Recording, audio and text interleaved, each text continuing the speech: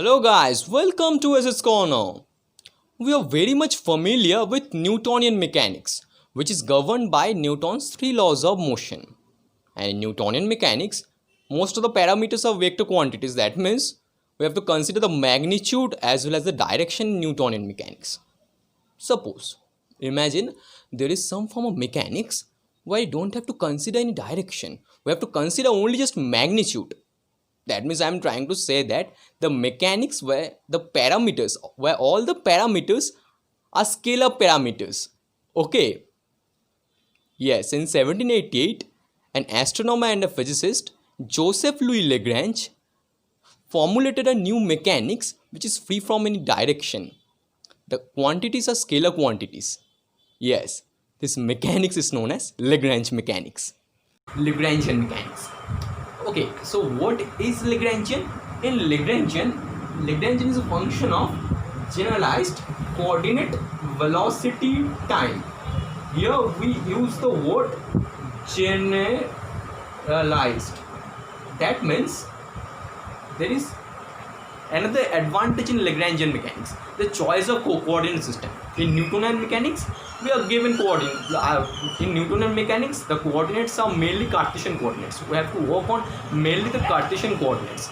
But in Lagrangian mechanics, there is a choice on the coordinate system. Okay, that's the reason I am talking about the word generalized. That means the coordinate may have the dimension of length or may have the dimension of any angle. Okay, eta, phi, anything.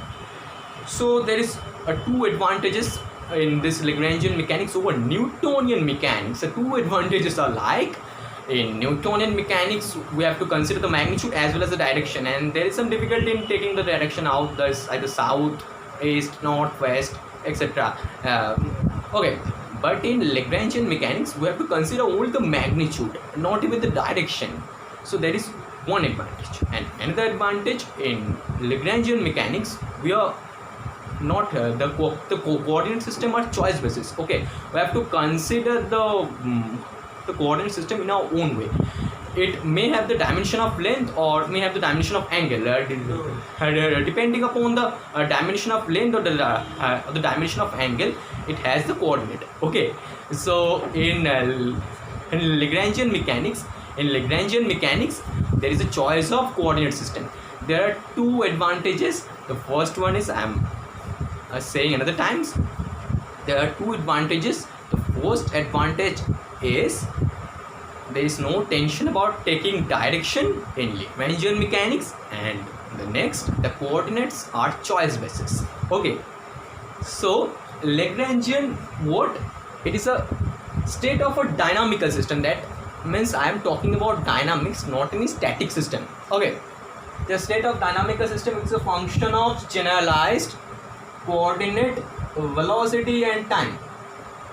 Okay, Lagrangian is the difference between the kinetic and potential energy. It is a scalar quantity. That means I have talked no direction. Okay, so these are the advantages: scalar quantities, that means no direction, and generalized coordinate. These are the two advantages of Lagrangian mechanics over Newtonian mechanics. There is another form of mechanics like Lagrangian or similar to Lagrangian mechanics, that is known as Hamiltonian mechanics. So what is this Hamiltonian mechanics here? Hamiltonian mechanics is similar to Lagrangian mechanics. That means in Hamiltonian mechanics we don't have to consider any direction like Lagrangian mechanics. That means it is also a scalar quantity. And this Hamiltonian mechanics is also a state of a dynamical system, which is a function of generalized coordinate. On the basis of coordinate, there would be a generalized momentum and time. Okay, this Hamiltonian mechanics or Hamiltonian of a system is the summation of kinetic and potential energy. Okay, T plus V, and it is also scalar. That means no direction. So this is another mechanics. This is another scalar mechanics. Okay, this is known as Hamiltonian mechanics. So we have learned about two types of mechanics where there is no attention about taking direction. The first one is Lagrangian, which is a function of generalized coordinate velocity time, and next the Hamiltonian, which is a function of generalized momentum coordinate and time. Okay, there is also a relation between this Lagrangian and Hamiltonian, which is known as Legendre transformation. What is that? This Lagrangian, which is a function of generalized coordinate velocity and time, is connected to the Hamiltonian by the formula L equal to PQ dot minus H, coordinate momentum time.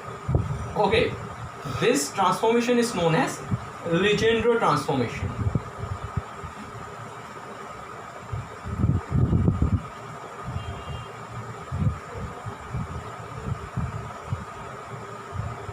So there is another point, another information about Lagrangian and Hamiltonian mechanics. That means what we have learned in this introduction video. We are so much familiar from our 9th standard or 8th standard physics that there is only one type of mechanics, that is Newtonian mechanics, where we have magnitude, where most of the parameters, most of the physical quantities are vector quantities. That means we have to consider the magnitude as well as the direction. Okay, but in undergraduate and postgraduate level of physics, we learned a new type of mechanics, that is Lagrangian mechanics and Hamiltonian mechanics. Lagrangian mechanics have some advantages over Newtonian mechanics. Lagrangian and Hamiltonian mechanics both have some advantages over Newtonian mechanics. The first advantage is both Lagrangian and Hamiltonian mechanics are scalar quantities. That means we have to consider only the magnitude, not even the direction. Yeah. And the second one is the coordinates are choice basis. That means we have to consider the coordinate system on the basis of our choice. So there are two advantages of this Lagrangian and Hamiltonian mechanics over Newtonian mechanics. So that's all. This is the introduction video about Lagrangian and Hamiltonian mechanics. Thanks.